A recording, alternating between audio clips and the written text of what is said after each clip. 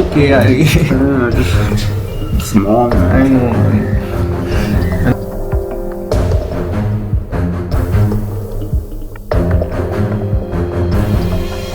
मैंने तो खून पसीना और हड्डी भी दी है इस फिल्म के लिए। अब तो इस सुपर डुपर हिट आने वाले हैं। क्या कपिल शर्मा के शो में बैठकर ठहाके लगाती वो महिला असल जिंदगी में चुपचाप टूट रही है? क्या आपको पता है कि जिस अर्चना पूरन सिंह को हम हर हफ्ते हंसते हुए ताली बजाते हुए देखते हैं, वही अर्चना आज एक ऐसी बीमारी से जूझ रही है जिसे डॉक्टर भी पूरी तरह ठीक नहीं कर पा रहे। और सबसे चौंकाने वाली बात, क्या यह सच है कि उनके बेटे ने रोते हुए कैमरे के सामने मां का वो दर्द बयां किया?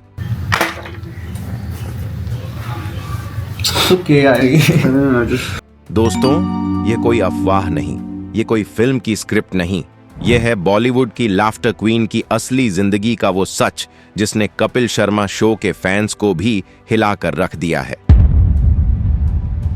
इसी तरह की और रहस्यमयी जानकारी प्राप्त करने के लिए हमारे चैनल ट्रू हिस्ट्री को आज ही सब्सक्राइब करें और बेल आइकॉन को प्रेस करें।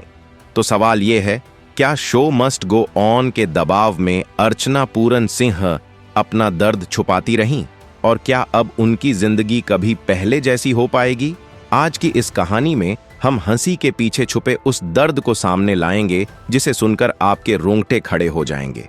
अगर आज किसी से पूछा जाए कि अर्चना पूरन सिंह कौन है, तो ज्यादातर लोगों के दिमाग में एक ही तस्वीर उभरती है, कपिल शर्मा के शो में बैठी हुई वह महिला जो हर मजाक पर खुलकर हंसती हैं, तालियां बजाती हैं और पूरे माहौल को हल्का बना देती हैं।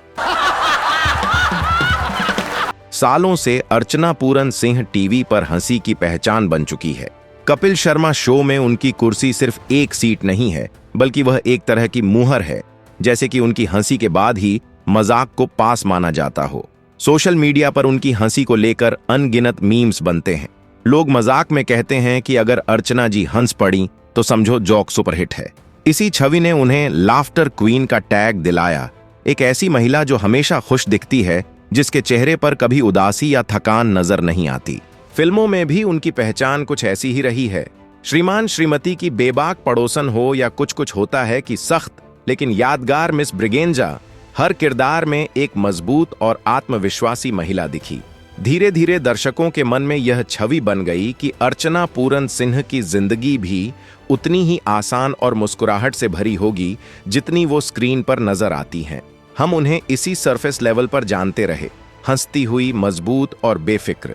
लेकिन शोबिज की दुनिया का एक सच यह भी है कि कैमरे के सामने दिखने वाली चमक अक्सर असली जिंदगी को छुपा लेती है। यहाँ एक ही नियम चलता है, the show must go on. चाहे अंदर कितना भी दर्द क्यों ना हो, चेहरे पर मुस्कान बनाए रखना जरूरी होता है। यही वजह है कि ज्यादातर सेलिब्रिटीज अपनी तकलीफ को दुनिया से छुपा कर रखते हैं, क्योंकि इस इंडस्ट्री में कमजोरी को अक्सर अवसर की कमी से जोड़ दिया जाता है। दर्द दिखाने का मतलब होता है काम रुक जाना, रोल हाथ से निकल जाना या लोगों की सहानुभूति का बोझ उठाना। शायद यही कारण था कि अर्चना पूरन सिंह ने भी लंबे समय तक अपने दर्द को खुद तक सीमित रखा। वो नहीं चाहती थीं कि लोग उन्हें मजबूत कलाकार की जगह एक बीमार इंसान के तौर पर देखें। जब कैमरा बंद होता है, तब असली लड़ाई शुरू होती है, वो लड़ाई जो तालियों और ठहाकों से दूर होती है। अर्चना जी भी उसी लड़ाई से गुजर रही थीं, लेकिन बाहर की दुनिया को इसकी भनक तक नहीं लगने दी। वो सेट पर हंसती रहीं, काम करती रहीं और अपने दर्द को मुस्कान के पीछे छुपाए रहीं। शायद इसलिए क्योंकि उन्हें पता था कि दर्शक उनसे हंसी की उम्मीद करते हैं, आंसुओं की नहीं। साल 2025 की एक आम सी सुबह थी। लोकेशन थी मुंबई के पास विरार, जहां अर्चना पूरन सिंह एक फिल्म शूटिंग के लिए पहुंची थीं। सेट पर सब कुछ रूटीन के मुताबिक चल रहा था, लाइट्स, कैमरा, टेक और रीटेक। किसी को अंदाजा भी नहीं था कि कुछ ही पलों में उनकी जिंदगी एक अलग मोड़ लेने वाली है। शूटिंग के दौरान एक सीन में मूवमेंट करते हुए अर्चना का संतुलन बिगड़ा और वे जमीन पर गिर पड़ी। गिरना अचानक था, तेज था और इस बार दर्द भी तुरंत महसूस हुआ। सेट पर अफरा तफरी मच गई। यूनिट के लोग दौड़े, शूटिंग रोकी गई और उन्हें तुरंत अस्पताल ले जाया गया। जांच के बाद डॉक्टरों ने बताया कलाई में फ्रैक्चर है। सुनने में यह एक नॉर्मल इंजरी लग रही थी, जैसी फिल्म इंडस्ट्री में अक्सर होती रहती है। अर्चना ने भी इसे ज्यादा गंभीर नहीं लिया। उन्हें लगा कुछ हफ्तों की परेशानी है, फिर सब ठीक हो जाएगा। लेकिन फ्रैक्चर सिंपल नहीं था, सर्जरी करनी पड़ी। डॉक्टरों ने कलाई में वायर डाली ताकि हड्डी सही तरीके से जुड़ सके। ऑपरेशन सफल बताया गया, प्लास्टर चढ़ा दिया गया और सभी को भरोसा दिलाया गया कि रिकवरी टाइम के बाद वे पहले जैसी जिंदगी में लौट आएंगी। परिवार, दोस्त और फैंस सबको यही लगा कि यह एक टेम्पररी सेटबैक है। खुद अर्चना भी यही सोच रही थी कि थोड़े दिन आराम, थोड़ी तकलीफ और फिर कैमरे के सामने वही हंसी। लेकिन किसी को यह एहसास नहीं था कि यह हादसा सिर्फ फ्रैक्चर नहीं था, बल्कि उस दर्द की शुरुआत थी जो आगे चलकर सवालों और परेशानियों की लंबी कतार बन जाएगा। सर्जरी के बाद उम्मीद की एक किरण जरूर थी। डॉक्टरों ने कहा कि सब कुछ ठीक चल रहा है। कुछ हफ्तों बाद जब प्लास्टर खोला गया तो सबको लगा अब दर्द कम हो जाएगा और हाथ धीरे धीरे नॉर्मल हो जाएगा। लेकिन यहीं से कहानी ने एक अजीब मोड़ ले लिया। हड्डी तो जुड़ चुकी थी, रिपोर्ट्स भी ठीक थीं, लेकिन अर्चना का दर्द कम होने की बजाय बढ़ने लगा। हर दिन के साथ कलाई में जलन, सूजन और असहनीय दर्द महसूस होने लगा। कभी कभी दर्द इतना तेज होता कि साधारण काम करना भी मुश्किल हो जाता। शुरुआत में इसे रिकवरी पेन माना गया, लेकिन जब हफ्ते महीनों में बदलने लगे और आराम की जगह बेचैनी बढ़ती गई तो डॉक्टर भी हैरान होने लगे। एक डॉक्टर से दूसरे डॉक्टर, अलग अलग ओपिनियंस, नई दवाइयां और फिजियोथेरेपी सेशन शुरू हुए। फिजियोथेरेपी के दौरान भी दर्द वैसा ही बना रहा। दवाइयों से थोड़ी देर के लिए राहत मिलती, लेकिन समस्या जड़ से खत्म नहीं हो रही थी। रिपोर्ट्स नॉर्मल थीं, एक्स-रे सही दिखा रहा था, फिर भी दर्द असामान्य था। यहीं पर एक डरावना सवाल उठने लगा, जब सब कुछ ठीक है तो दर्द जा क्यों नहीं रहा? डॉक्टरों की कंफ्यूजन ने परिवार की चिंता बढ़ा दी। यह अब सिर्फ फ्रैक्चर रिकवरी नहीं लग रही थी, बल्कि कुछ ऐसा था जिसे समझना आसान नहीं था। यहीं से अर्चना पूरन सिंह की जिंदगी में अनसर्टेनिटी ने जगह बना ली। हंसी की पहचान रखने वाली यह महिला अब उस दर्द से जूझ रही थी जिसका कोई साफ जवाब किसी के पास नहीं था। और यही वह पल था जहां से कहानी और भी गहरी और गंभीर होने वाली थी। कई महीनों की उलझन, अलग अलग इलाज और बढ़ते दर्द के बाद आखिरकार डॉक्टरों ने उस दर्द को एक नाम दिया, CRPS, यानी कॉम्प्लेक्स रीजनल पेन सिंड्रोम। नाम जितना मुश्किल है, बीमारी उससे भी ज्यादा। डॉक्टरों ने परिवार को समझाते हुए एक आसान उदाहरण दिया। मान लीजिए आपके घर में फायर अलार्म लगा है, हल्का सा धुआं भी उठे तो अलार्म बजना ठीक है, लेकिन अगर अलार्म इतना खराब हो जाए कि बिना आग के भी तेज आवाज में बजता रहे तो क्या होगा? CRPS कुछ ऐसा ही है। इस बीमारी में हमारा नर्वस सिस्टम, जो हमें प्रोटेक्ट करने के लिए बना होता है, वही दुश्मन बन जाता है। किसी चोट के बाद दिमाग को लगता है कि खतरा अभी भी मौजूद है, जबकि असल में चोट ठीक हो चुकी होती है। नतीजा, दर्द बार बार, जरूरत से कहीं ज्यादा और बिना वजह महसूस होने लगता है। CRPS के सिम्टम्स बहुत डिस्टर्बिंग होते हैं। हाथ या पैर में लगातार जलन, जैसे अंदर आग लगी हो।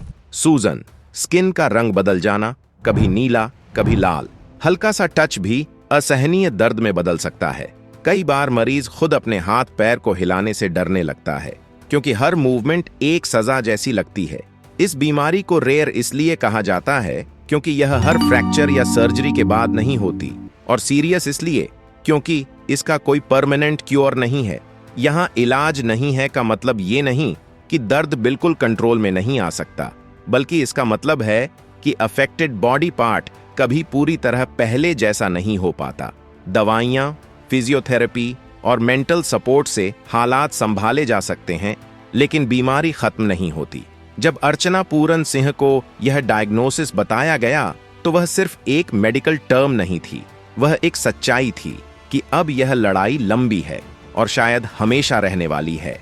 इस पूरी कहानी का सबसे भावुक पल तब आया जब यह दर्द किसी मेडिकल रिपोर्ट में नहीं, बल्कि एक बेटे की आवाज में सामने आया। लंदन में परिवार के साथ बनाए गए एक व्लॉग में अर्चना पूरन सिंह के बेटे आयुष्मान सेठी ने कैमरे के सामने वो कहा जो शायद सालों तक दबा हुआ था। बोलते बोलते उनकी आवाज भर आई, आंखें नम हो गईं और शब्द लड़खड़ाने लगे। उन्होंने कहा, मेरी मॉम बहुत स्ट्रांग हैं, लेकिन इस साल उन्होंने बहुत कुछ झेला है। हाथ टूटना, फिर CRPS, और सच ये है कि उनका हाथ अब कभी पहले जैसा नहीं होगा। यह लाइन किसी स्क्रिप्ट का हिस्सा नहीं थी। यह एक बेटे का डर था, उसकी हेल्पलेसनेस थी जिसे वह अब और छुपा नहीं पा रहा था। उस पल कैमरा चालू था, लेकिन इमोशंस बिल्कुल रॉ थे। आयुष्मान के आंसू देखकर अर्चना खुद को संभाल नहीं पाई। जो महिला सालों से हंसी का चेहरा बनी रही, वह मां के रूप में चुपचाप टूटती दिखी। बिना ज्यादा शब्दों के उनकी आंखों में वो दर्द साफ दिख रहा था जिसे वे अब तक छुपाती आई थीं।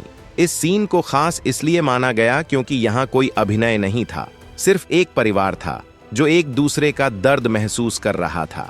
यही वजह है कि यह पल लाखों लोगों के दिल तक पहुंचा। यह पहली बार था जब लोगों ने अर्चना पूरन सिंह को सिर्फ लाफ्टर क्वीन नहीं, बल्कि एक इंसान, एक मां और एक दर्द से जूझती महिला के रूप में देखा। और यहीं पर कहानी सिर्फ सेलिब्रिटी की नहीं, बल्कि इंसानी जज्बातों की बन गई। CRPS जैसी बीमारी के साथ जिंदगी जीना ही मुश्किल होता है, लेकिन उसी हालत में कैमरे के सामने खड़े रहना, यह हर किसी के बस की बात नहीं। अर्चना पूरन सिंह ने बीमारी के बाद भी अपने काम से पीछे हटने का रास्ता नहीं चुना। लगातार दर्द, जलन और फिजिकल लिमिटेशन के बावजूद उन्होंने न सिर्फ कपिल शर्मा शो में अपनी मौजूदगी बनाए रखी, बल्कि इस दौरान 3 फिल्मों और एक वेब सीरीज की शूटिंग भी पूरी की। यह सब उस उम्र में जब ज्यादातर लोग आराम की जिंदगी चुनते हैं। 60 साल से ज्यादा उम्र में जब शरीर जल्दी थक जाता है, अर्चना ने प्रोफेशनल कमिटमेंट को प्राथमिकता दी। शूटिंग के दौरान हाथ में दर्द होता था, मूवमेंट्स सीमित थीं, लेकिन चेहरे पर वही मुस्कान बनी रही। सबसे हैरान करने वाली बात यह रही कि उन्होंने कभी पब्लिक प्लेटफॉर्म पर अपनी बीमारी को लेकर शिकायत नहीं की, न सिंपैथी मांगी, न अपने दर्द को TRP या हेडलाइंस का हिस्सा बनाया। शायद यही उनकी पर्सनैलिटी का सबसे मजबूत पहलू है। जहां आज जरा सी परेशानी भी सोशल मीडिया पोस्ट बन जाती है, वहां अर्चना पूरन सिंह ने चुप रहकर काम करना चुना। यही वजह है कि जब उनकी बीमारी सामने आई तो लोगों को सिर्फ अफसोस नहीं हुआ, बल्कि उनके लिए इज्जत कई गुना बढ़ गई। कपिल शर्मा शो सिर्फ एक कॉमेडी शो नहीं, बल्कि वहां काम करने वालों के लिए एक इमोशनल इकोसिस्टम भी है। अर्चना पूरन सिंह की हालत को कपिल और पूरी टीम अच्छी तरह समझती थी, लेकिन उन्होंने अर्चना के साथ सिंपैथी का हैवी माहौल नहीं बनाया। इसकी जगह उन्होंने वही किया जो अर्चना को सबसे ज्यादा सूट करता है, हंसी। कपिल का ह्यूमर कभी डिसरिस्पेक्टफुल नहीं रहा, बल्कि लाइट और केयरिंग रहा। नेटफ्लिक्स इवेंट के दौरान किया गया उनका जोक इस बात का उदाहरण था कि कैसे पेन को ऑकवर्ड बनाए बिना हैंडल किया जा सकता है। मैंने तो खून, पसीना और हड्डी भी दी है इस फिल्म के लिए, अब तो ये सुपर डुपर हिट होने वाली है। राजीव ठाकुर और बाकी टीम मेंबर्स ने भी अर्चना को बीमारी वाली कुर्सी पर नहीं बैठाया, बल्कि वही नॉर्मल बैंटर बनाए रखा। कई बार सिंपैथी इंसान को कमजोर महसूस करा देती है, जबकि ह्यूमर उसे नॉर्मल होने का एहसास देता है। शायद यही वजह थी कि अर्चना सेट पर खुद को बोझ नहीं, बल्कि टीम का बराबर हिस्सा महसूस करती रहीं। ये सपोर्ट सिस्टम इस बात का सबूत है कि सही वर्कप्लेस कल्चर किसी भी मुश्किल दौर को आसान बना सकता है। परिवार का साथ, बच्चों की मौजूदगी और कुछ पल का नॉर्मलसी, यही उनका असली सहारा था। लेकिन वेकेशंस CRPS जैसी बीमारी को खत्म नहीं करती। दर्द अंदर ही अंदर चलता रहता है, चाहे जगह कितनी भी खूबसूरत क्यों ना हो। इस कॉन्ट्रास्ट ने ऑडियंस को एक ग्राउंडेड रियलिटी दिखाई कि इंस्टाग्राम विजुअल्स और रियल लाइफ के बीच कितना फर्क होता है। डॉक्टरों की राय साफ है, CRPS में क्योर नहीं, कंट्रोल पॉसिबल होता है। पेन मैनेजमेंट, फिजियोथेरेपी और लाइफस्टाइल एडजस्टमेंट से हालात बेहतर हो सकते हैं, लेकिन बीमारी पूरी तरह खत्म नहीं होती। इंप्रूवमेंट और क्योर के बीच यही फर्क है। अर्चना आज भी थेरेपी ले रही हैं, मेडिकेशंस चल रही हैं और पेन को मैनेज करना सीख रही हैं। अगर अर्चना पूरन सिंह की कहानी को एक शब्द में बताया जाए तो वह है हौसला। उन्होंने खुद को विक्टिम की तरह पेश नहीं किया, उन्होंने बीमारी को अपनी पहचान नहीं बनने दिया। वह हर दिन उठती हैं, दर्द के साथ भी मुस्कुराती हैं और अपने हिस्से की जिंदगी जीती हैं। यही उन्हें रियल लाइफ वॉरियर बनाता है।